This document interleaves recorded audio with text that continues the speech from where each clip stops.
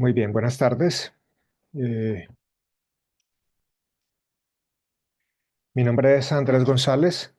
Soy profesor de la Escuela de Ingeniería Mecánica de la Universidad Industrial de Santander y el día de hoy les voy a comentar aspectos relacionados al uso de herramientas de inteligencia artificial para los procesos que desarrollamos en investigación, por ejemplo, en nuestra escuela, en diferentes ámbitos, enfocados en la producción, generación de material y cómo podemos utilizar herramientas de productividad para acelerar estos procesos.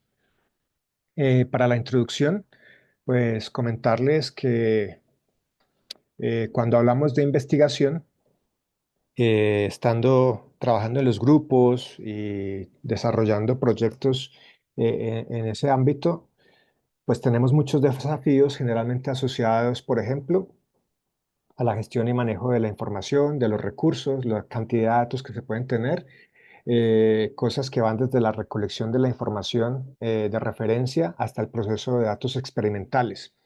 Y, por supuesto, luego el tratamiento de esa información y generación de los productos finales. Todos son diferentes etapas del proceso de investigación que se pueden ver impactadas de manera muy positiva con herramientas de productividad. Y en particular, esas herramientas que vamos a mostrar hoy están enfocadas en desarrollos muy recientes en términos del uso de inteligencia artificial, modelos de lenguaje, etcétera, para la gestión de esta información. Ya han habido pues muchos ejemplos que vemos día a día en nuestro ejercicio y la idea es tratar de recoger esa información y ver hacia dónde está yendo el uso de estas herramientas y tratar de detectar las oportunidades. Como les decía, eso va desde el momento en que decidimos tomar un trabajo de investigación hasta la parte final donde ya estamos sacando los productos finales, patentes, artículos, reportes técnicos, prototipos, etcétera. Todos esos procesos que van ocurriendo a lo largo de esa línea de trabajo se pueden ver optimizados con este tipo de herramientas. Sobre la inteligencia artificial, tenemos diferentes formas también de plantearla.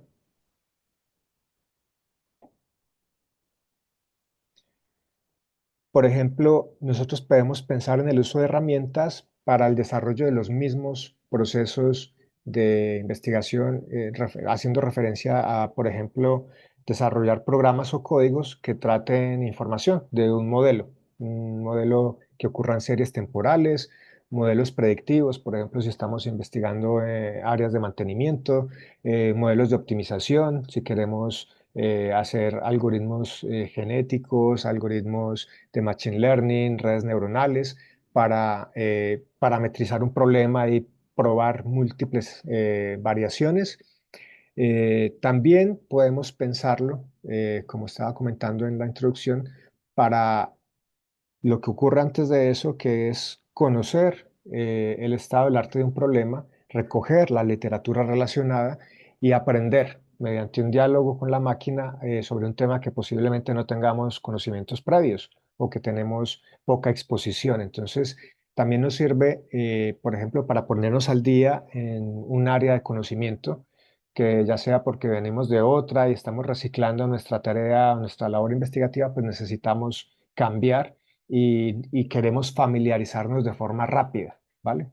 Entonces nos sirve para ese diálogo y esa planificación y esa recolección de información. Y por supuesto, tener claro que todo esto está dentro de un contexto más genérico, que es el uso de la ciencia de datos. Eh, la ciencia de datos, desde mi perspectiva personal, tiene un potencial que en muchas ocasiones no alcanzamos a dimensionar. Tan relevante estas tecnologías que están apareciendo, es tan relevante el uso y conocimiento de la ciencia de datos, que por lo menos nuestra universidad, que no suele abrir programas de pregrado con frecuencia, recientemente abrió dos programas nuevos. Uno es Ingeniería Biomédica y el otro es Ingeniería en Ciencia de Datos, porque pues reconocemos que a muy corto plazo, eso ya no es una cosa del futuro, a muy corto y mediano plazo serán las competencias más demandadas en los sectores industriales y en casi cualquier ámbito donde haya personas. ya hemos visto noticias, esto no solamente va a afectar la, digamos, tecnología de consumo, teléfonos, redes sociales, sino que va a afectar muchísimo las empresas, la productividad de los tejidos productivos, va a afectar la medicina, la capacidad de proveer, por ejemplo, soluciones sanitarias, va a afectar la forma como vemos el agro, la producción de alimentos, ya os mostraré algunos ejemplos. Prácticamente cualquier cosa con la que estemos interactuando nosotros como seres humanos se va a, digamos, ver impactada y seguramente en muy gran medida por el uso de herramientas de inteligencia artificial. Entonces es muy relevante y en esta sección pues quería como acotar esos alcances sabiendo que pues la vamos a enfocar un poco en algo más particular que es la gestión de los procesos de investigación. Bien, entonces antes de contar esta historia y mostrarles cómo podemos usar estas herramientas, pues quiero hacerlo un poco contando nuestro propio recorrido en lo que ha sido la inteligencia artificial y por qué particularmente en nuestro grupo nos pusimos a trabajar en estos temas. Y voy a aprovechar para hacer eso, pues contarles tres casos de algunos proyectos que hemos desarrollado en el ámbito de la inteligencia artificial. En esos proyectos, como he mencionado ya un par de veces, eh, todo el proceso fue impactado por este tipo de herramientas, incluso desde la concepción y presentación de la propuesta. Entonces, estos han sido proyectos de maestría, proyectos de investigación financiados, proyectos de pregrado, eh, proyectos que a largo plazo pues marcan líneas estratégicas del grupo de investigación y que desde las propuestas que se escribieron hasta las tesis que han salido, los artículos y los reportes, todos se han escrito con este tipo de herramientas que vamos a ver en una u otra medida, ¿vale? Entonces, pues ya llevamos varios años trabajando con esto. Eh, yo empecé en el tema de inteligencia artificial un poco de forma circunstancial. A mí me llamaba la atención la tecnología que estaba apareciendo. Recordemos que la inteligencia artificial tuvo unos años de desarrollo, esto lleva más de 40 años. Luego en los 80s estuvo un poco como en época de stand-by, porque no habían recursos para desarrollarla, faltaban las máquinas, faltaban los modelos y ya existían los conceptos, pero fue muy recientemente que explotó esta dinámica del desarrollo de herramientas y hace unos años llegó un chico de Brasil que estaba haciendo el pregrado con nosotros y tuvo una estancia en Sao Paulo, donde le llamaron la atención sobre la posibilidad de utilizar herramientas de inteligencia artificial para la caracterización de flujo bifásico en el transporte de hidrocarburos. Entonces es un problema que es, pues no es un problema lineal, no es un problema sencillo de resolver, es muy experimental, son ecuaciones complejas donde la idea pues, detrás de todo el proceso es, conocidas unas condiciones de entrada, unas condiciones del fluido, pues tratar de predecir y optimizar la operación. O sea, ¿cómo puedo mejorar la eficiencia del proceso de transporte? Estos son modelos, por ejemplo, agua y aceite, con los cuales estuvimos experimentando. Entonces, la idea es bastante sencilla conceptualmente en Sao Carlos, particularmente, tienen un laboratorio de flujo bifásico donde tenían herramientas de sensores de malla y fotografías para hacer experimentos muy costosos en tiempo y en recursos de diferentes patrones de flujo en tubería agua-aceite. Entonces, con el chico allí estuvieron tomando esas medidas, sacando, recolectando información. Y cuando se tienen esas bases de datos, pues la siguiente pregunta es cómo puedo hacerlo mejor, cómo puedo ahorrarme experimentos para predecir condiciones de flujo sin tener que haber visto las condiciones de flujo. Y sencillo, ahí es donde yo digo, bueno, ahí la inteligencia artificial nos va a superar por mucho, porque nosotros tardamos siglos desarrollando las físicas y entendiendo cómo se comportaban los modelos para de alguna forma ver qué pasaba detrás de los números, ¿cierto? Entonces, estuvimos investigando materiales, por ejemplo, o las físicas, diferentes físicas que investigamos a lo largo de los años, viendo si el modelo era lineal, si los números describían una función no lineal, cómo afectaban los parámetros, pero eso pues las máquinas lo pueden aprender de forma numérica a través de métodos estadísticos y ellos no necesitan, por lo menos directamente la información de los modelos físicos y entender lo que está pasando para hacer una predicción basada en los números, basada en los cálculos que se hacen internamente para tratar de predecir cómo va a salir ese, ese, ese problema finalmente en una condición particular. Entonces, pues, lo que se hizo aquí fue hacer entrenamiento de redes neuronales para estudiar esos fenómenos de transporte una vez se tenía una base de datos lo suficientemente robusta y de allí pues empezamos a trabajar el tema de inteligencia artificial. El chico se graduó de la maestría con eso aquí con nosotros en la Universidad Industrial. Ahora mismo está en Brasil trabajando su doctorado en esta misma línea. Eh, Son necesidades muy particulares de sectores productivos. El interés, por ejemplo, en este caso es de Petrobras para eh, el- trabajar en presal y optimizar los procesos offshore para la extracción de hidrocarburos y el transporte. Y en ese ejercicio, pues mi tema particularmente es diseño, no es tanto termofluidos, entonces, bueno, traté como de ver cómo podía llevarlo hacia otro tipo de proyectos con este chico empezamos a crear el semillero de investigación en inteligencia artificial y las pasamos pues a otras áreas donde, bueno, en esta gráfica, por ejemplo, les mostraba antes de continuar más o menos cuál era la idea y es que hay patrones de flujo. En colores se ve la caracterización o el tipo de flujo según condiciones superficiales de las velocidades de agua y aceite y si se dan cuenta, pues para hacer estas cartas de flujo, normalmente hay que hacer muchos experimentos. La idea es que yo puedo reconstruir cartas similares a partir de muy pocos puntos y rellenar el resto de espacios faltantes utilizando herramientas que me puedan predecir el patrón en esas condiciones. Entonces, es básicamente ahorrar experimentación, ahorrar experimentación. Eh, y cuando hablamos de ahorrar experimentación, hay un área que es particularmente muy sensible y es el de diseño y estudio de la ciencia de materiales.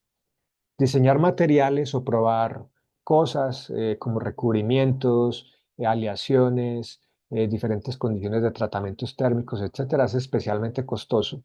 Eh, yo he asistido recientemente a algunos congresos del área de mecánica computacional y de ciencia de materiales y siempre salen las plenarias, digamos, las investigaciones más relevantes que se están haciendo en estos años han sido relacionadas al hecho de que conocemos la física de los materiales, pudiéramos llegar a decir qué ocurre a nivel molecular, por ejemplo, con cierta certeza, pero resolver esos problemas para trasladar la solución a una macroescala es muy complicado.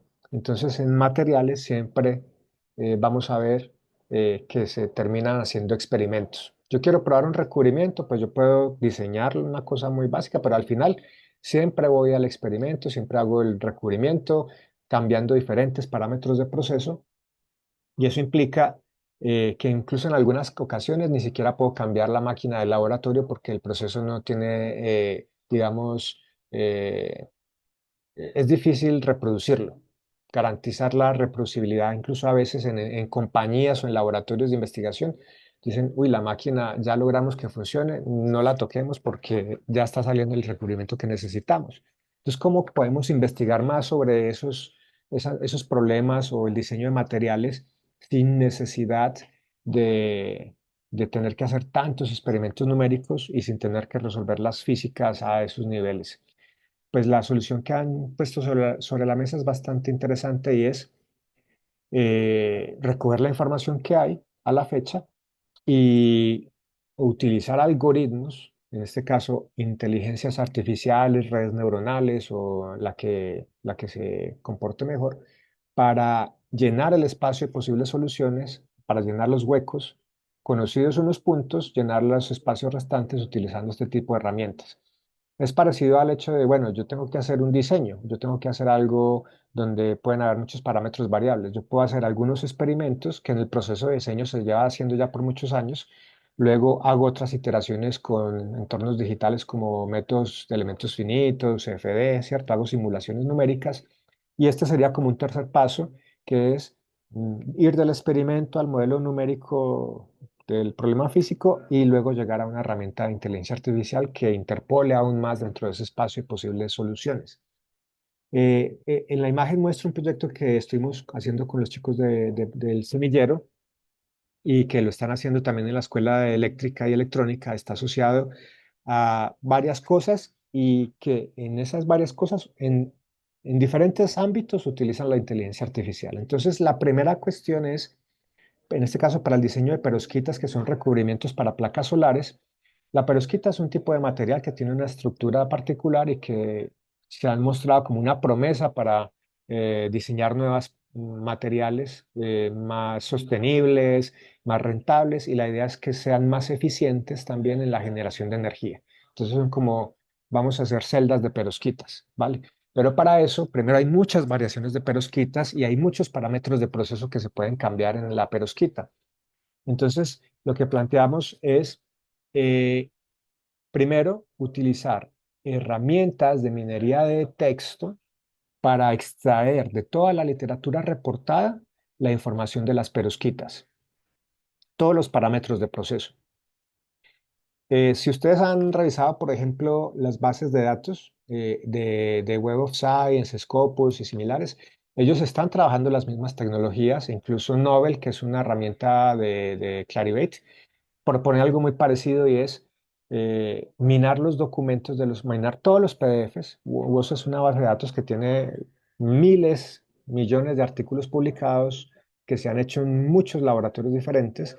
Entonces, por ejemplo, ellos tienen una herramienta que en Nobel yo quiero buscar la propiedad de un material, busco o le digo a Nobel que me diga dentro de la literatura indexada qué información hay sobre ese material y él me genera tablas de forma automática con, por ejemplo, módulos elásticos de materiales compuestos. Vale, entonces me lo organiza propiedades, módulos elásticos, coeficientes de Poisson, conductividades, etcétera, extrayéndolo de documentos que están por allá indexados en alguna revista. Eso ya lo venía haciendo Nobel. Este proyecto, pues más o menos es similar y es que se plantea extraer de bases de datos, perdón, sí, de bases de datos documentos con información de las perovskitas y organizar toda la información disponible de los parámetros de proceso reportado. Esto lo están haciendo en eléctrica, incluso a nivel de doctorado.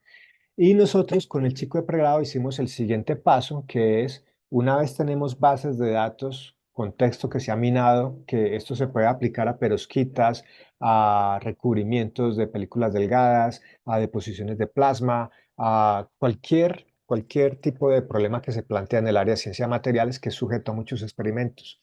Entonces, para el caso de la base de datos de perovskita, ya hay un referente de alguien que recogió, hizo el ejercicio de recoger información hasta cierto año. Entonces, aquí está, digamos, el logo de ese repositorio que es de acceso abierto.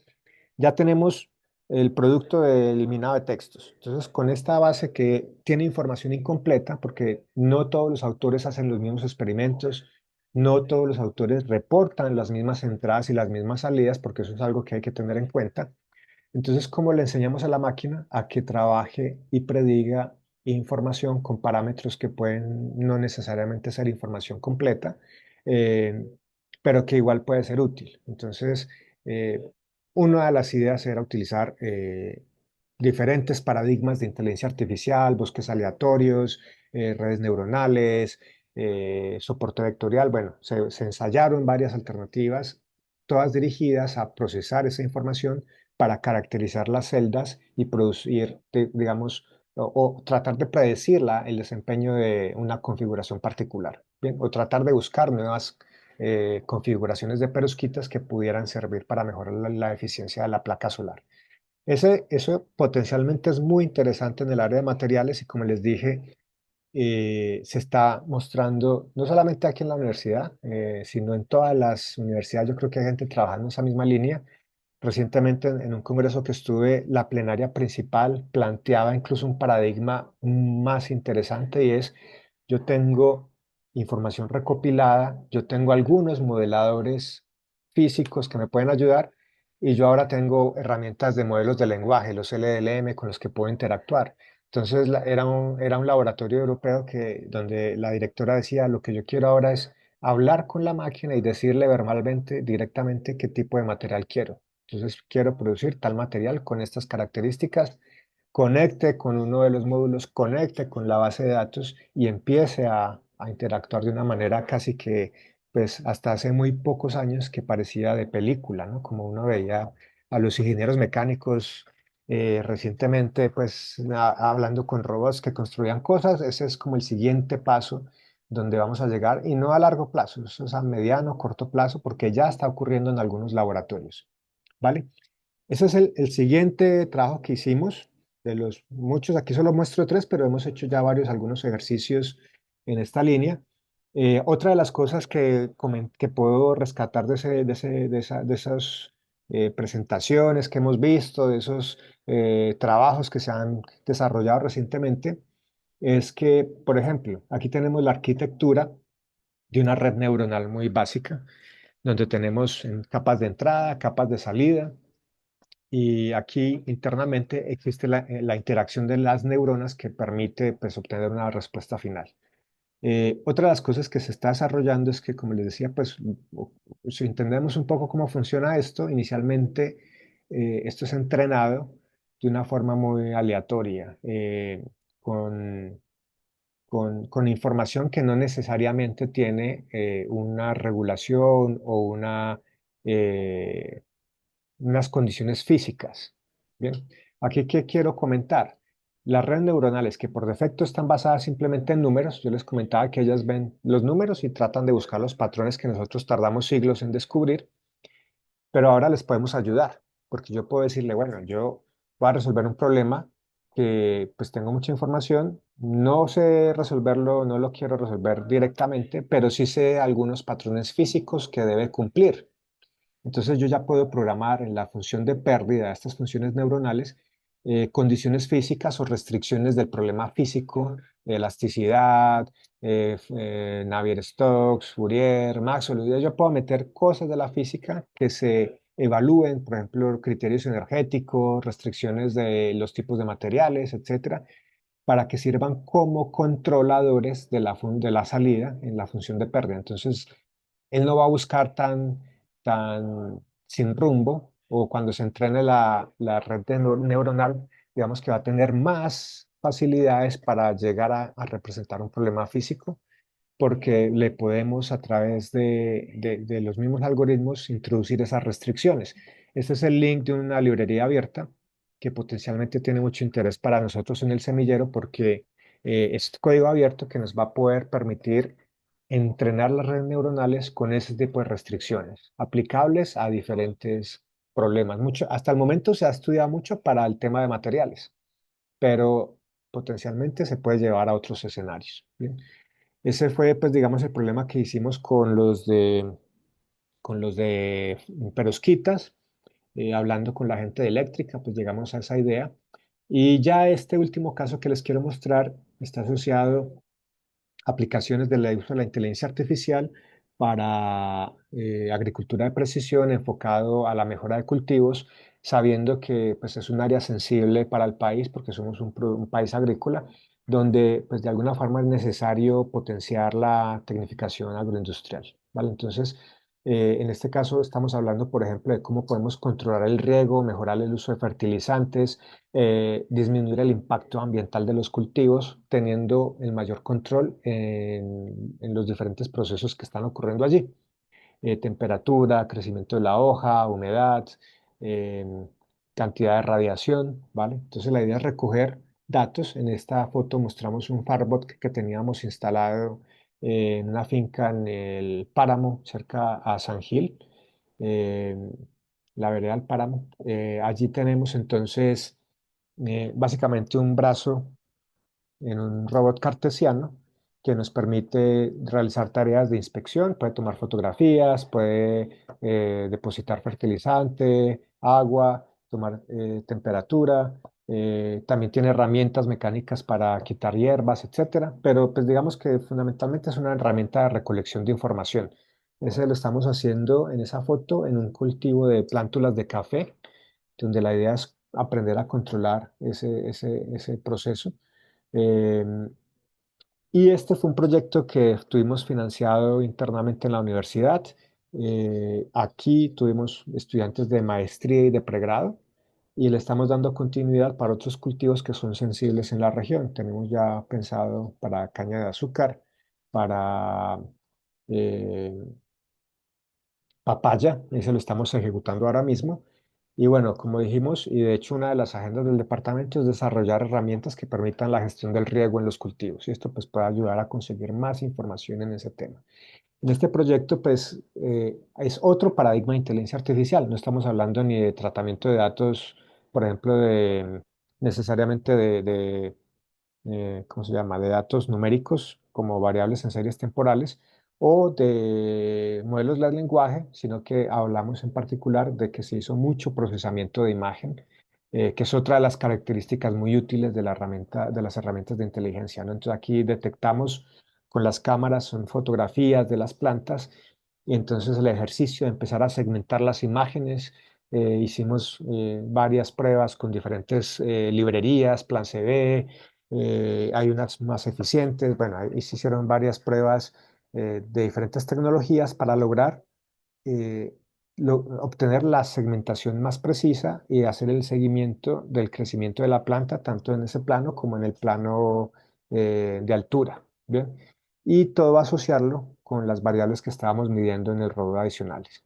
¿Vale? Entonces, ese ejercicio también plantea otra de las herramientas dentro del ámbito de la inteligencia artificial. En la escuela se están haciendo muchos proyectos en esta línea. Hay proyectos a nivel incluso de doctorado para plantas de tomate, en La Palma también, muchas tecnologías que potencialmente pueden impactar la recolección, el control de plagas, el control con cámaras hiperespectrales de la humedad, la temperatura, la calidad del suelo, ¿vale? Entonces, simplemente por dar una idea de algo que hemos hecho muy puntualmente y otros ejercicios que se están desarrollando y que se pueden seguir desarrollando. Esos son ejemplos, digamos, aplicados para la ejecución de los proyectos. Pero la charla queríamos enfocarla particularmente a cómo utilizo las herramientas para la gestión de la investigación. Y cuando hablamos de gestión es organizar la información, meternos en el tema. Yo soy ingeniero, puede ser con doctorado, maestría o pregrado. Tengo cierto conocimiento y me quiero meter en un área donde particularmente no vengo trabajando, entonces, ¿cómo puedo hacerlo de una forma más eficiente sin necesidad de perder mucho tiempo aprendiendo conceptos básicos y tratando de lograr ponerme en las preguntas más relevantes en el menor tiempo posible, ¿cierto? Como avanzar en el estado del arte y estar en la punta de ese estado del arte ya con cierto nivel de conocimiento para poder plantear preguntas interesantes. Entonces, ¿cómo logramos ese ejercicio? Aquí hablaremos de algunas herramientas que nos permiten hacer eso y todo está enfocado en algo muy reciente que se ha visto en muchos talleres. En la universidad nos dieron cursos de inteligencia artificial.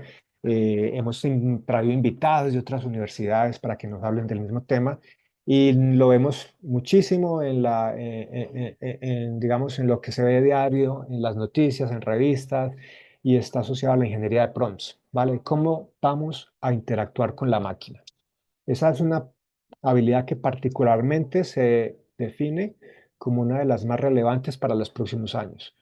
Digamos que el interés ahora, y lo vamos a ver en una búsqueda de literatura que hicimos sobre el tema, hay ciertas cosas interesantes, ¿no? ¿En qué están trabajando y cuál es el futuro de estas tecnologías? Pues ellas van a ser cada vez más automáticas y la ventaja competitiva la van a tener las personas que sepan interactuar con esas máquinas, ¿bien? Que sepan programarlas, que sepan utilizarlas, ingeniería de prompts y que sepan interactuar. Y esto ha llegado a niveles interesantes. El otro día trajimos a la universidad unos chicos de la Tecnológica de Bolívar que ahora mismo están en Austria haciendo el doctorado en Graz. eh, en la línea de, ellos son de 3T, están en la línea de ingeniería de prompts y de cómo interactuar con inteligencias artificiales. Nos comentaban en esa charla cómo poder, por ejemplo, revisar artículos y escribir artículos de una forma mucho más rápida. Y cuando hablo de artículos, pues eso es directamente también trabajos de grado, tesis, reportes técnicos y documentación científica en general. Y bueno, ahora están incluso trabajando, lo último que supimos, en cómo trabajar las emociones con la máquina, algo que pues con algunos psicólogos que he hablado y con gente que me decía, no, las máquinas no nos pueden reemplazar porque no perciben ciertas características de nuestra personalidad. Bueno, ya hay gente trabajando en cómo desarrollar emociones y cómo trabajar las emociones con las inteligencias artificiales. Entonces, pues obviamente esto tiene mucho potencial. Aquí vamos a ver algunas herramientas enfocadas en estas tres tareas fundamentales que son muy relevantes en la gestión. He repetido mucho manejo de la información. Nosotros antes usábamos BotViewer para hacer la recolección de literatura, extraerla de las bases de datos, pero con esto se hace en cuestión de minutos. ¿Vale? Lo que antes tardaba un estudiante de maestría un semestre preparándose para presentar su tema de investigación, pues se puede hacer, por lo menos la recolección de información y tener un documento se puede hacer incluso en una tarde. Ya el ejercicio pues queda al estudiante de leer esta información que apareció y entenderla plenamente, o por supuesto. Pero el ejercicio de organizarla y recolectarla se simplificó de una manera exponencial. Luego, ¿cómo la podemos utilizar para interactuar con esa información que recogimos? Yo me la tengo que leer, yo tengo que saber de esa información que él me está diciendo, que me sirve, que no me sirve, y al final pues dar mi aporte. No, todavía no llega el momento en que vamos a dejar que pues la inteligencia artificial haga todo el proceso de desarrollo sola. Entonces, para poderla guiar, yo tengo que llegar a entenderla y para eso pues me interesa un poco también saber qué voy a hacer luego con esos datos. Y luego hablaré rápidamente también de asistentes virtuales, cosas tan básicas como asistir a las reuniones, ¿no? Yo pudiera tener una inteligencia en esta charla que esté tomando notas, cosa muy dispendiosa y a veces difícil porque se nos olvidan detalles por estar pensando en una idea, perdemos otra, entonces la inteligencia sí puede estar midiendo, ahora lo mostraremos, midiendo e incluso evaluando el nivel de participación, sacando las conclusiones relevantes, dejando tareas, organizando cronogramas, todo de forma automática, muy, muy interesante. Vale, entonces aquí tenemos algunas de las herramientas que vamos a discutir: Consensus, Site, Rabbit, Elicit, Read. Son solo algunas de estas herramientas de productividad que, como dije, pues están basadas en la ingeniería de prompts. En general, hay muchísimas herramientas. Esas que acabo solamente de mencionar son las que estaban ya hace unos meses disponibles. Pero todos los días sale una herramienta nueva y todos los días sale una herramienta que supera la anterior. ¿Vale? Eso hay que tenerlo muy en cuenta porque esto está creciendo de manera exponencial.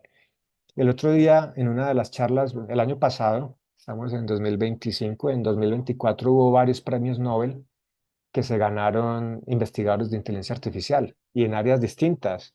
No me acuerdo ahora las líneas, pero no eran, o sea, no hay un premio Nobel de informática. Eran áreas de química, física, salud, ¿cierto? Entonces, y en esos premios habían tecnologías de inteligencia artificial. Uno de estos que se lo ganó era previo investigador de Google. Él decía que en su momento llegaba a pensar que la superinteligencia iba a llegar en unos 10 años, o sea, en 2034, y en la entrevista decía que no, que eso ya casi que en menos de 5 años vamos a tener una superinteligencia. También el año pasado fue uno de los hitos históricos porque fue bueno, aparte de la liberación de un montón de herramientas de lenguaje que se han popularizado de manera rapidísima, mucho más rápido que Internet, mucho más rápido que la electricidad, abarcan ahora mayor población de lo que cualquier otra tecnología que ya haya hecho antes en la población. O sea, el nivel de despliegue es cada vez más rápido, esto evoluciona cada vez más rápido también.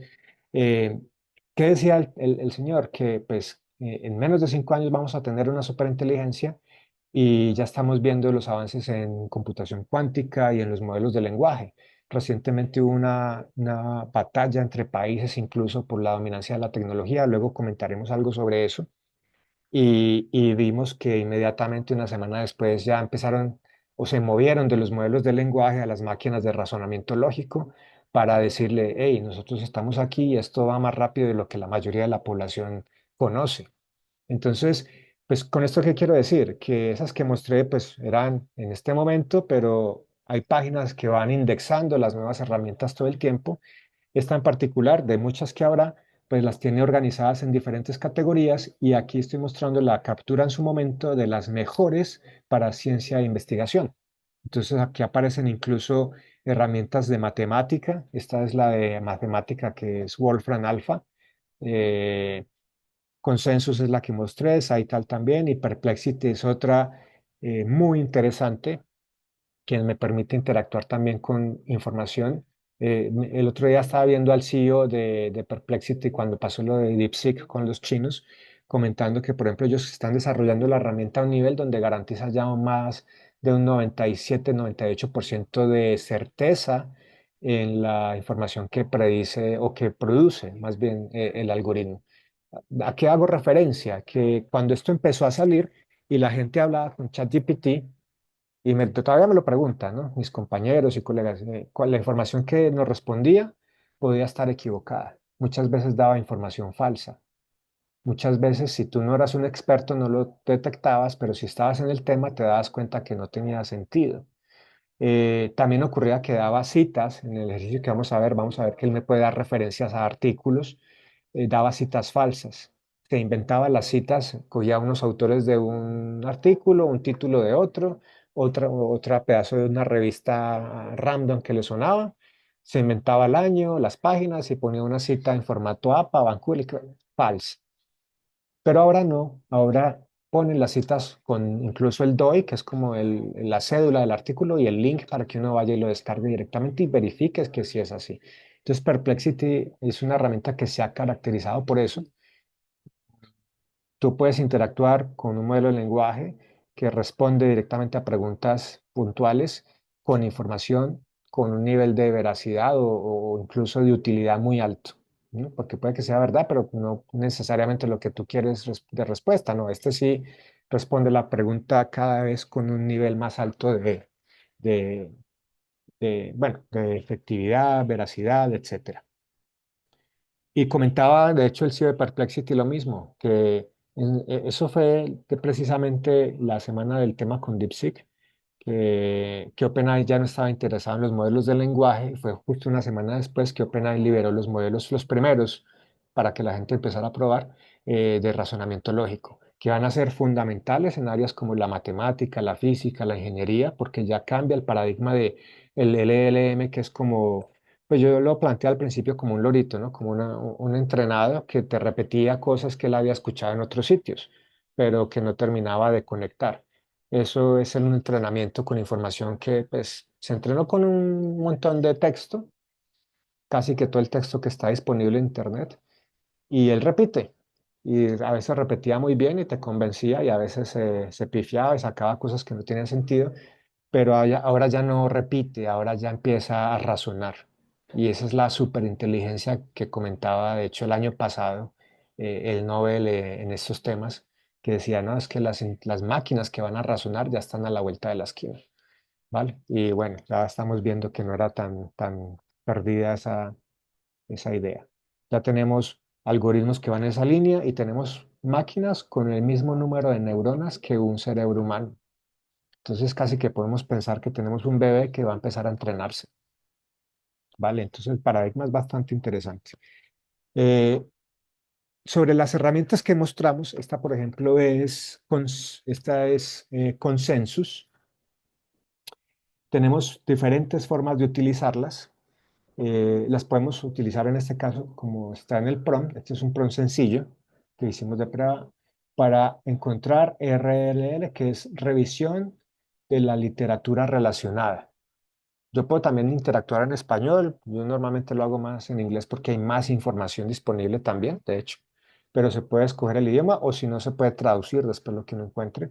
Aquí hacíamos una búsqueda sencilla, hacer una revisión del estado del arte de temas de gerencia de mantenimiento, que es uno de nuestros programas en la escuela donde queremos investigar y tener producción, ¿vale? Porque pues, somos referente en formación, queremos también ser un poco referentes en investigación en esa línea. Y pues como esta es un área que impacta potencialmente la gerencia y la gestión de mantenimiento, pues ver qué estaban haciendo, ¿cierto? Y aquí vemos que rápidamente él hace un resumen que lo hace muy itemizado, lo hace por tópicos ya que tienen títulos y algunas literaturas. Estos son documentos indexados que más abajo en la búsqueda podríamos ver que está para descarga, ¿vale? Y me hace un resumen de la idea. Y yo pudiera empezar a dialogar con la máquina y decirle, bueno, sobre mantenimiento predictivo, cuéntame más información y empezar a hilar y a tirar de esa historia y a conocer y a meterme más en uno de los temas en particular o decirle que me haga un desarrollo que me lleve desde donde yo quiero empezar hasta mi experimento final, ¿cierto? Y yo puedo incluso decirle que me plantee cómo sería la estructura final del documento o del proyecto que estoy desarrollando. Em, Esta es una de las formas. También puedo, bueno, en las otras herramientas lo veremos, también puedo utilizarla para interactuar directamente con un PDF. Entonces decirle, por ejemplo, en uno de los documentos que encontró, que se lo lea y me ayude a leerlo. Entonces yo le preguntaré sobre cosas muy puntuales para que él o con la información de ese PDF o con la información exterior me ayude y me facilite la lectura explicándome cosas que pueden ser no muy claras para mi primera lectura. Bien, entonces me ayuda a leer PDFs, me ayuda a buscar PDFs. Este también sirve para hacer algo como Research Rabbit. Esta es otra herramienta, pero con el otro se pueden hacer cosas similares. Me ayuda a organizar y vincular los PDFs. Nosotros esto hace muchos años lo hacíamos con Tree of Science, luego con BuzzViewer, que es una herramienta, por ejemplo, ahora la usa el Observatorio de Ciencia y Tecnología para organizar la producción científica colombiana. Es una herramienta de red, de teoría de redes. Coge grupos de información y los organiza para lo mismo. ¿Cuál es la idea, chicos? Es meternos lo más rápido que podamos en un tema que no tenemos mucho conocimiento. Entonces yo puedo organizar por redes de autores la información, por redes de palabras clave. Yo quiero ver cuáles son las palabras clave o los temas que se están desarrollando. Aquí yo busqué algo de lo que yo tengo experiencia, que es estimación de error en mecánica computacional. En particular, cogí un artículo mío, lo arrojé a la interfase y él me dijo, bueno, mira, en ese tema, estos son los que están trabajando. Ahí saca más artículos relacionados y empieza a contarme una historia, ya sea por redes o por líneas de tiempo, o por instituciones o por palabras clave de qué está pasando en esa línea de conocimiento y yo ya puedo ir a cada documento.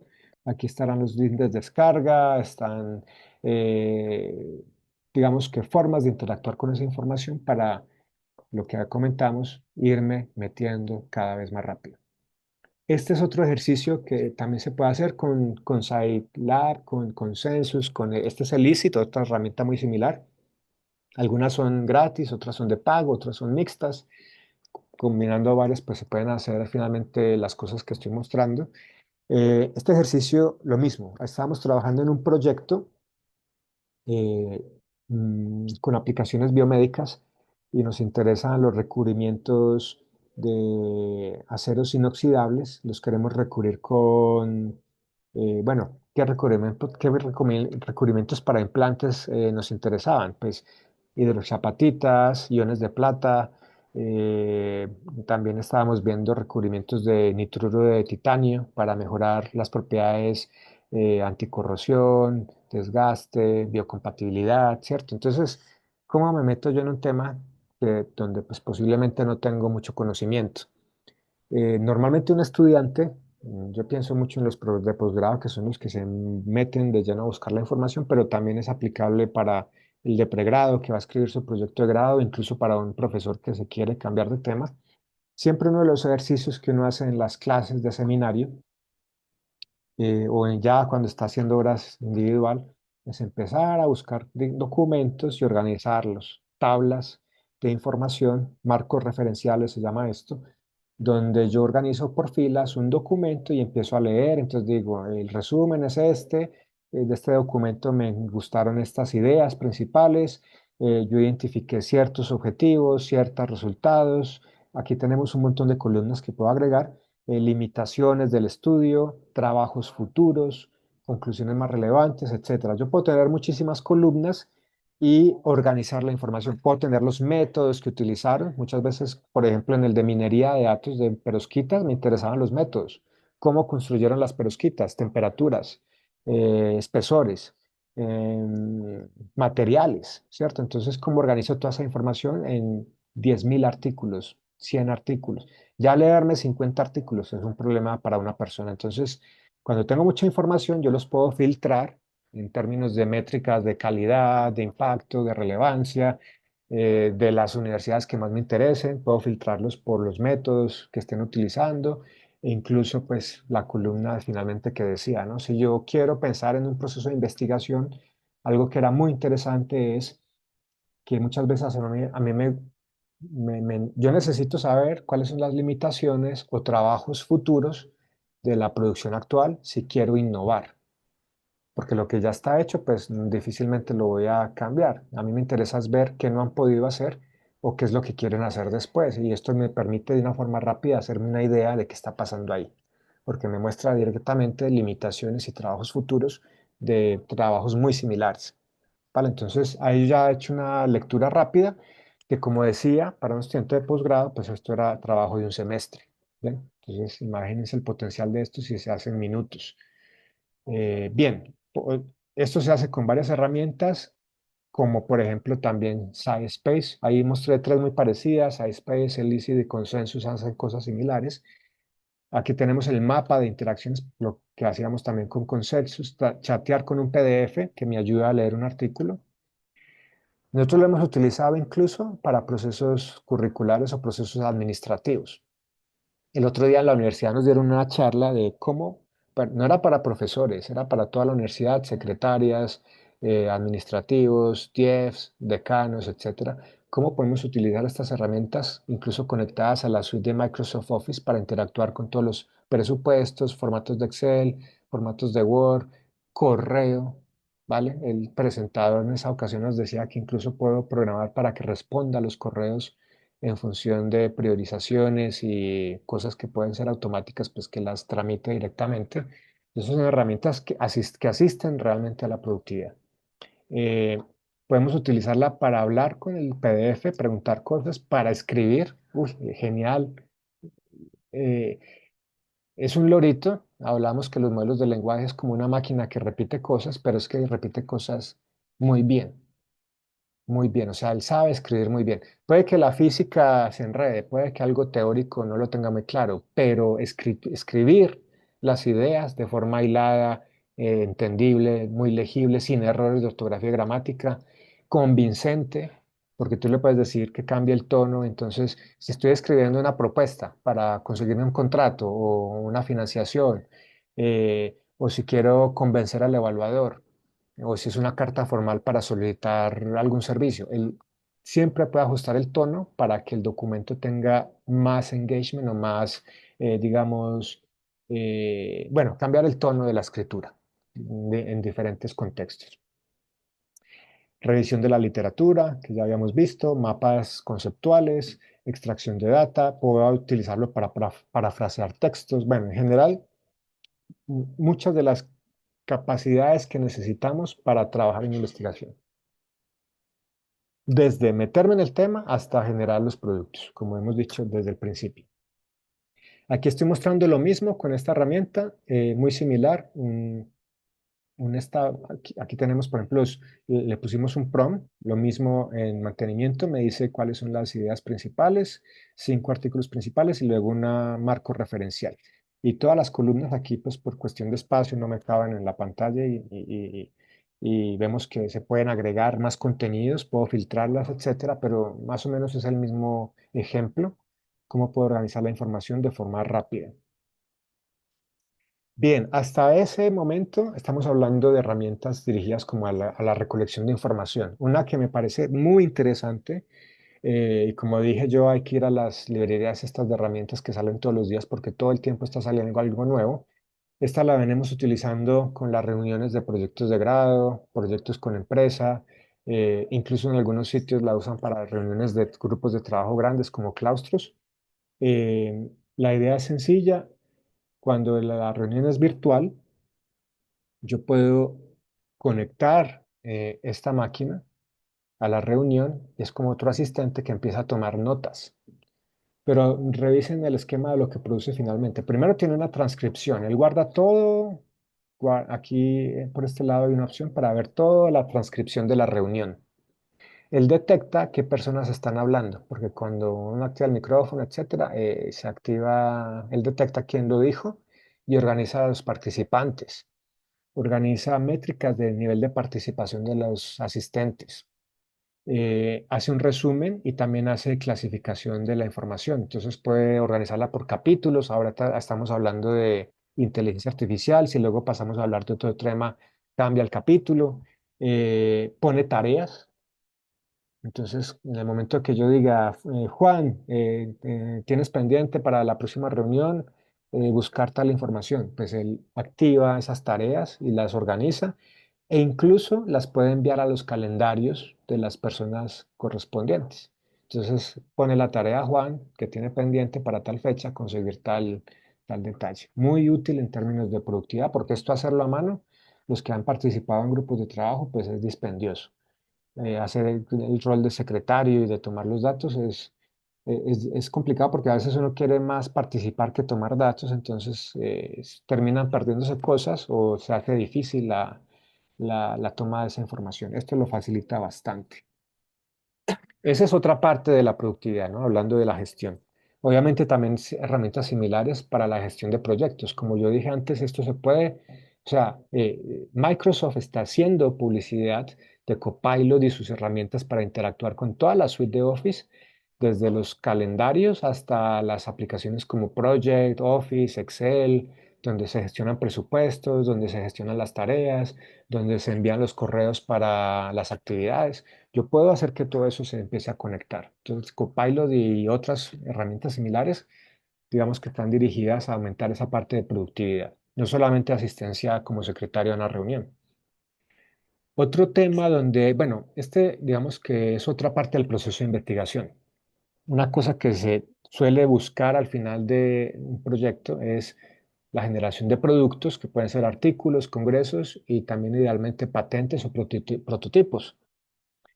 Entonces, solo por mostrar esta diapositiva, la WIPO, que es como la Organización Internacional de Patentes, donde uno suele empezar el proceso de patentabilidad, mm, ya está utilizando herramientas de inteligencia artificial para manejar y gestionar las patentes, ¿vale? Eso es lo primero, o sea, ellos reconocen la utilidad y ya dentro de su interfase hay unas herramientas para búsqueda y recolección de información sobre las patentes y facilitar los procesos de patentabilidad. Pero este informe de la WIPO, esta imagen que es de un informe de la WIPO en particular, es interesante porque muestra, o sea, obviamente inteligencia artificial es patentable y de ese informe me gustó mucho porque muestra el crecimiento de la inteligencia artificial como tecnología, ¿vale? Entonces ellos están haciendo seguimiento de eso y básicamente aquí es la época que les comenté hace un rato. Esto tiene desde el 56, lo llaman inteligencia artificial. Luego en esta época fue la época fría o el invierno de la inteligencia artificial. Y vemos 2011, el punto de quiebre donde esto empezó a crecer y no va a parar. No va a parar porque se ve que es potencialmente muy útil, va a impactar todas las tecnologías humanas, desde la mecánica hasta la medicina, eh, hasta el uso de consumo, ofimática de consumo, redes sociales, cosas que pues son de diferentes niveles, unas prioritarias, unas para ocio, pero en todas las instancias van a aparecer patentes y van a aparecer desarrollos. Allí, por ejemplo, en ese mismo informe mostraba lo que vimos este año, la dominancia de China en el término de desarrollo de tecnologías. Tienen muchísimas más patentes los chinos que los americanos, por ejemplo, en este momento y ya se pone en evidencia sobre la mesa la guerra por la tecnología a nivel mundial y que eso va a causar un cambio de paradigma seguramente. Eh, Vale, y ese es muy interesante ese reporte porque cuenta muchos detalles del desarrollo de la inteligencia artificial, pero básicamente lo que nos cuenta es lo que ya sabemos y es que esto va a dominar muchas cosas de lo que hacemos, va a cambiar los trabajos, va a cambiar cómo vemos la tecnología. Esperemos pues que sean más cosas buenas que negativas. Eh, pero como decía, de eso rescatar que cuando yo voy a hacer, bueno, pongo la diapositiva antes de continuar, que cuando yo voy a hacer el estudio de patentabilidad, es muy relevante, o lo primero que tengo que hacer es la recolección de información, que ya vimos que puedo adelantar bastante con consensos, ELISID, etcétera, ¿cierto? Porque ahí están organizados los artículos, pero también se pueden revisar en algunos formatos patentes. Pero esta herramienta en particular sí permite buscar sobre las bases de datos nacionales e internacionales de las oficinas de patentes que están registradas con la WIPO. Entonces, cuando yo ya tengo un prototipo que quiero estudiar para patentabilidad, pues necesito saber si tiene competencia, cuáles son las diferencias. Tengo que empezar a tratar con los abogados a discutir si hay algún punto débil en el objeto que quiero patentar de la tecnología, cuál es su nivel de innovación, ¿vale? Y todo eso es más un ejercicio, aparte de la parte técnica, es un ejercicio más de como tipo abogado. De hecho, esto se hace con una oficina de abogados, es redactar informes y documentos, que para esto los modelos de lenguaje son geniales, redactar informes y documentos que me digan qué es lo que hay y qué es lo que yo propongo diferente en términos de innovación, invención, ¿cierto? Y para eso la misma WIPO tiene herramientas que están desarrollando para facilitar ese proceso. Entonces, muy interesante, otra vez, unas herramientas que me permitan procesar muchísimos documentos. Ya otra de las herramientas que es mucho más conocida, pero darle un toque diferente, esto es ChatGPT. ChatGPT es quizás de los primeros que salió al mercado, los modelos de lenguaje más conocidos de OpenAI. Este lleva ya bastantes años, ya tiene competencia, por supuesto. Pero una de las cosas interesantes es que yo lo puedo, a través de la ingeniería de prompts, digamos, programar y preconfigurar para que haga tareas muy rutinarias.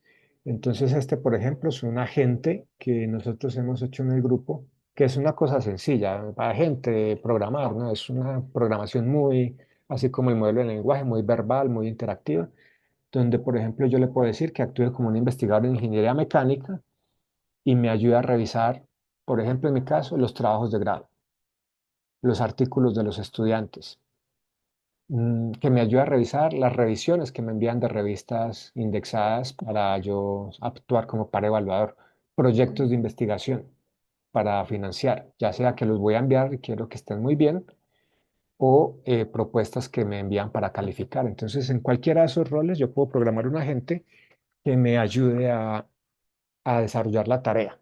Desde cosas como la ortografía y gramática, que es muy relevante luego cuando van a hacer los trabajos. Yo siempre le digo a los chicos que escribir es el ejercicio más desgastante porque la mayoría de la gente prefiere estar en el laboratorio haciendo experimentos, pero llega el momento de escribir y es muy difícil encontrar a alguien que pues les llene eso y lo apasione y lo haga con gusto. Pero esto nos ayuda a bajar esa carga. Entonces, aliviana bastante tener un ayudante en la redacción.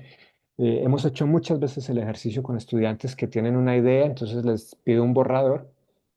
El borrador muchas veces sale muy difícil de leer, no se entienden las ideas con claridad, pero solo con ese borrador, escribamos, por ejemplo, una página, los invito a que hagan el ejercicio en algún momento. Se escribe una página, si no tengo muy buena ortografía y gramática, pues puede que tenga muchísimos errores. Él la entiende y la organiza. Y ha sido sorprendente el impacto de esto, porque páginas o documentos que son muy difíciles de entender, él de alguna manera, como se ha leído tantos documentos, pues logra captar las ideas principales, los reescribe de forma adecuada e incluso trae cosas sobre la mesa que no se habían tenido en cuenta. En alguna ocasión estábamos trabajando en una propuesta de investigación y, bueno, escribimos la idea, ¿cierto? Que para el caso ustedes van a hacer seguramente en algún momento algo similar. Entonces, luego miramos los términos de referencia. Nosotros tenemos la idea que queremos hacer, la escribimos. Luego los términos de referencia decían, tienen que presentar la propuesta en términos de los ODS, los Objetivos de Desarrollo Sostenible de la UNESCO. Vuelva y lea la propuesta y cuáles son los objetivos de la UNESCO y ahora cómo mezcla una cosa con la otra.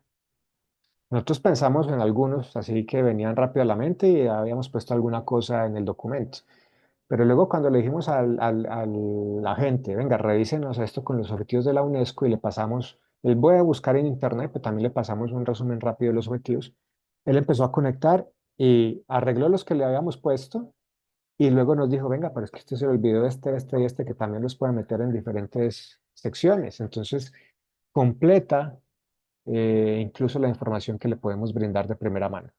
Entonces no se queda con lo que él conoce, sino que uno, si le programa bien y le da libertad, él trae cosas que quizás uno no había considerado. Entonces puede hacer el ejercicio de escribir un proceso más enriquecedor. Entonces, es mucho más fácil de llevar. Entonces lo utilizamos para esos ejemplos, para esos contextos, revisar y redactar. Revisar y redactar ha sido bastante interesante. Eh, Aquí está un ejemplo de un prompt básico, entonces él empieza, yo puedo ir revisando ortografía, también lo uso para calificar, entonces yo puedo decirle con unas rúbricas que me diga, bueno, este documento de 0 a 5 cómo están diferentes aspectos, desde ortografía hasta metodología. Puede revisar los métodos, puede revisar si las conclusiones responden a sus objetivos. Sí, él mira que todo me puede decir, venga, en su trabajo usted dijo que iba a hacer tal cosa y terminó haciendo otra. Eso no está claro.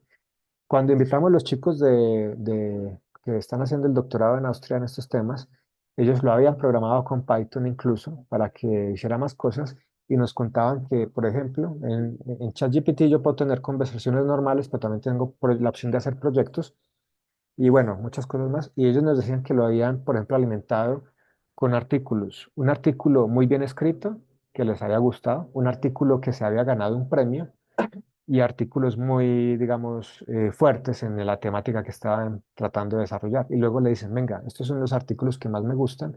Yo quiero que mi trabajo sea tan bueno como eso. Es qué tengo que hacer, qué me falta. ¿Qué debo mejorar? ¿Qué debo cambiar? ¿Qué experimentos debo agregar? Dígame la historia completa, desde la reacción hasta el desarrollo del mismo experimento. Entonces él puede ayudar a pensar cosas que, pues, posiblemente no se han contemplado en el diseño inicial. ¿Bien? Nosotros lo usamos en algo interesante cuando empezamos los proyectos de pregrado y de posgrado. Y es que el primer ejercicio para preparar la redacción, yo les comento siempre a los estudiantes que los trabajos ambos y todo lo que se haga en general es el ejercicio de reescribir constantemente, mucho. Con esto podemos hacerlo más fácil porque él me ayuda a hacer ese ejercicio. Y reescribir empieza, por ejemplo, con trazar un mapa donde yo vislumbro cómo va a ser mi trabajo de grado. Entonces yo de entrada, si yo tengo más o menos el tema, le puedo decir, venga, yo voy a investigar modelado computacional con materiales compuestos en tales condiciones. ¿Qué secciones debería tener? Entonces él me va a decir seguramente en la introducción, metodología, materiales y métodos, resultados, conclusiones. Le puedo decir en la metodología qué secciones debo tener dependiendo del ejercicio numérico o experimental que vaya a hacer.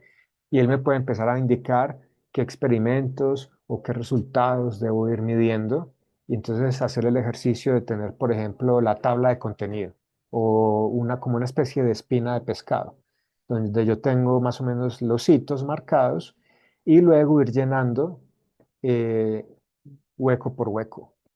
Puedo ir de forma aleatoria, puede ser secuencial o no.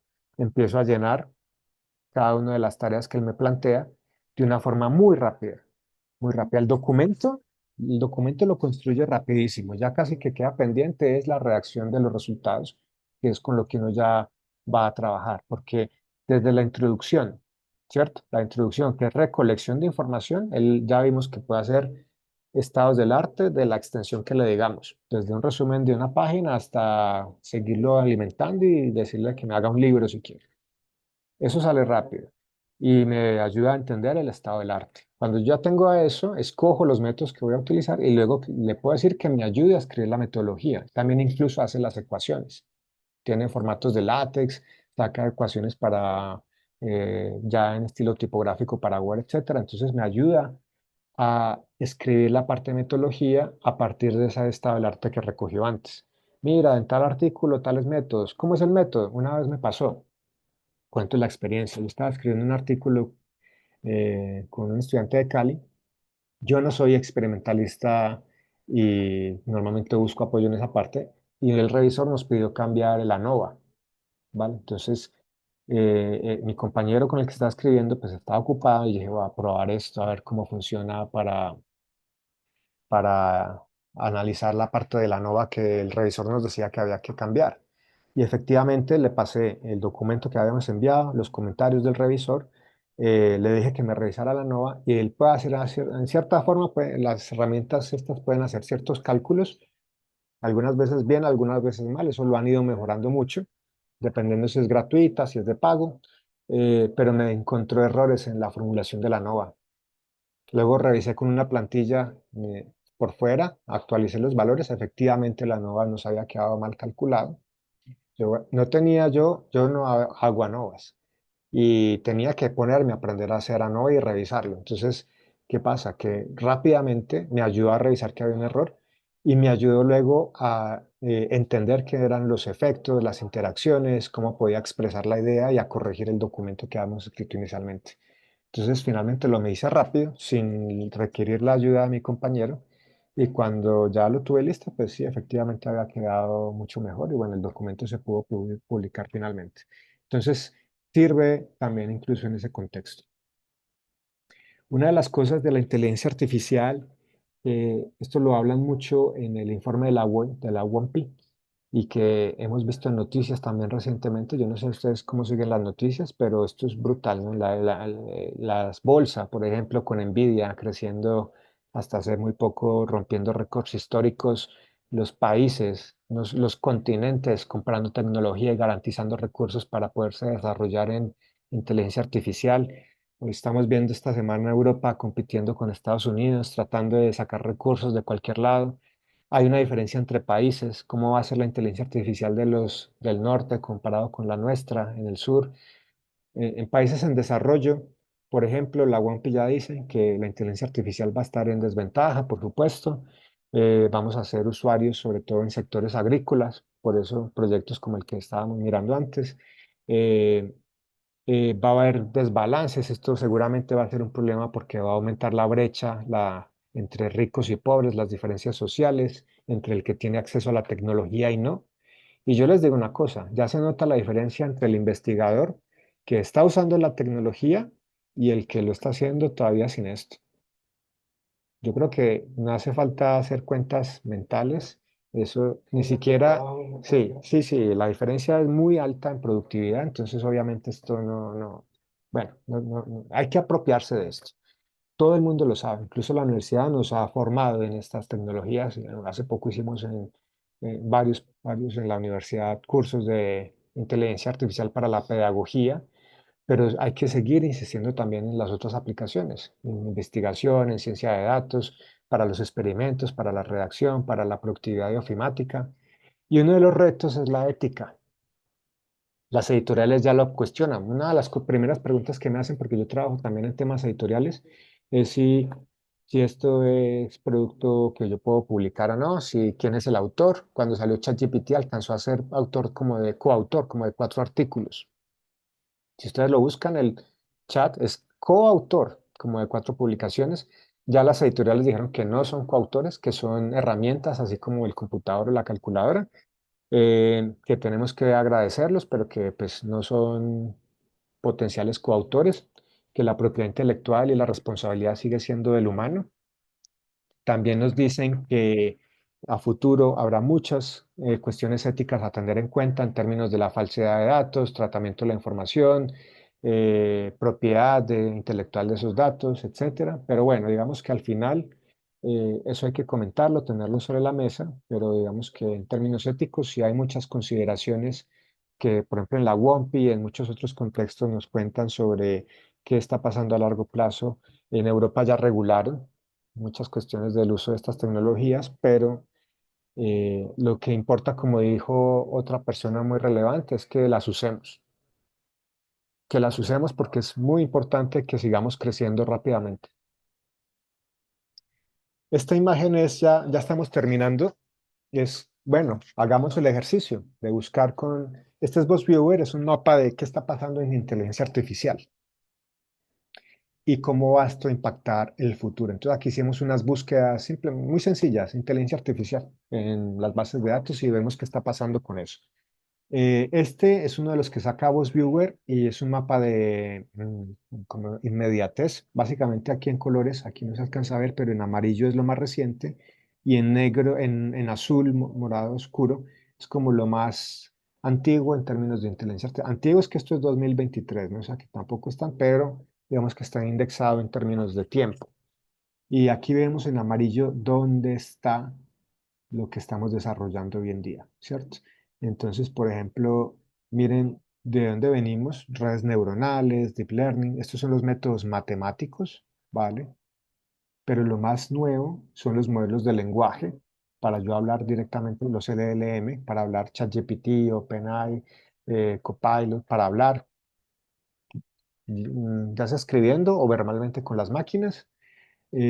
Muchas aplicaciones en educación, porque ahora mismo es una línea de desarrollo donde puede impactar muchísimo. Los profesores en unos años, en algún momento me preguntaron cuál era el impacto de esto para la docencia y pues también se pueden dar cuenta de que el cambio puede ser importante.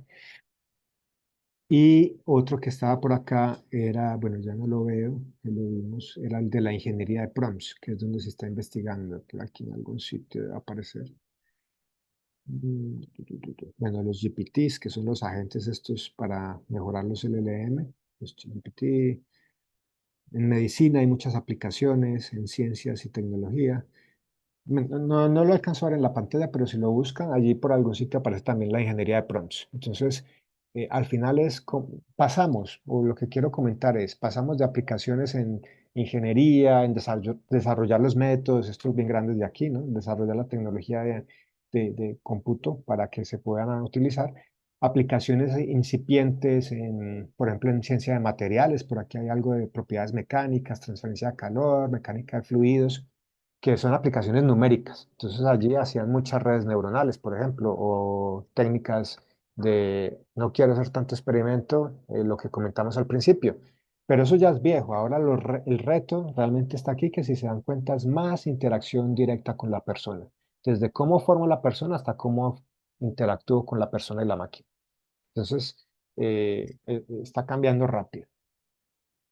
Por ejemplo, en términos de ingeniería mecánica, puntualmente hay mucho interés en ciencia de materiales, gemelos digitales, ¿vale? Para tener sistemas mecánicos corriendo en tiempo real en el computador y conectar eso, conectar, eh, por ejemplo, cambios en la producción, fallas en el mantenimiento entre el gemelo digital y el modelo real y poder tomar decisiones informadas mucho más rápido. ¿Eso por qué? Porque tenemos datos, máquinas con sistemas de monitoreo continuo, sistemas embebidos, por ejemplo, Siemens, las turbinas o las máquinas que venden, todas tienen monitoreo de Miguel, de datos que en este momento se están perdiendo en el país. Las empresas que los tienen no saben qué hacer con esos datos o los mandan a procesar fuera, pero en algún momento vamos a empezar a utilizar esa información y se va a aprovechar, por ejemplo, para el mantenimiento y luego de ahí para arriba optimizar los procesos. ¿Vale? Y finalmente lo que les comenté al principio, lenguaje natural. Es que yo hable como persona con la máquina y le diga, yo quiero que construyamos tal cosa. Y eso va a ser muy pronto. Bueno, ya como dándole un cambio de contexto a la charla y en diapositivas finales, pues como les dije, aquí hay muchos retos para las escuelas de ingeniería y para nosotros como ingenieros. El primero es que tenemos que estar al tanto de estas tecnologías. No solamente son los ingenieros de sistemas, eso no se lo podemos dejar a ellos. Y de hecho somos los usuarios los que tenemos que sacar el potencial de estas herramientas. Tenemos que formar la gente en esto. Nosotros estamos desarrollando contenidos, por ejemplo, para pregrado. Tenemos un artículo publicado recientemente sobre cómo enseñarle a un chico de pregrado en mecánica de materiales o en materiales a utilizar esto para predecir propiedades mecánicas de fatiga con datos obtenidos en ensayos experimentales, programar una inteligencia artificial y que él sepa más o menos si se puede predecir la vida fatiga o cambiar o ahorrar experimentos o trabajar con ese problema. Entonces, este tipo de contenidos sirven para que ellos empiecen a tener en su mente la capacidad de las herramientas. Por supuesto, se tienen que adaptar los programas. La universidad ya, como comenté, abrió ciencia de datos como programa completo Hasta el momento esa área la cubríamos nosotros, los de eléctrica, los de ciencia, ese programa lo apoyamos y también lo crearon en ingeniería de sistemas. Entonces, biomédica y ciencia de datos aparecieron como respuesta a áreas que se necesitaba cubrir la demanda y estábamos cubriendo hasta ese momento entre todas las escuelas que había. Pero ya, pues por su relevancia, eso implica este cambio, por ejemplo, en la oferta. Internamente en la escuela, pues tenemos nosotros eh, como forma extracurricular de apoyar en esto, sabiendo que cambiar un plan de estudio es muy difícil en el tiempo, pues los semilleros de investigación para favorecer, digamos, que tengan acceso a ese tipo de conocimientos sin necesidad de que esperemos el cambio en los planes de estudios, ¿vale? Entonces, no hay una asignatura de inteligencia artificial, pero los chicos de mecánica sí pueden aprender dentro de los semilleros, el CIA, semillero de inteligencia artificial, del grupo de diseño y manufactura. Aquí tenemos, por ejemplo, algunas de las cosas que hemos hecho. Este fue un laboratorio para la predicción de fatiga, el que les comentaba. Lo hicimos en varias asignaturas, resistencia a materiales, elementos finitos y también en, en una asignatura de materiales y diseño.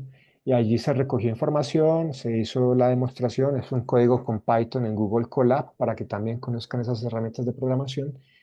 Y bueno, digamos que la idea es del aula llevarlo luego a otros contextos. Finalmente, para terminar, yo creo que lo importante es que la gente conozca estas tecnologías y a los que vayan a comenzar a hacer sus proyectos las tengan siempre sobre la mesa para utilizarlas y echar mano de ellas todo el tiempo. ¿Vale? Muchas gracias por su atención y con eso ya terminamos la grabación.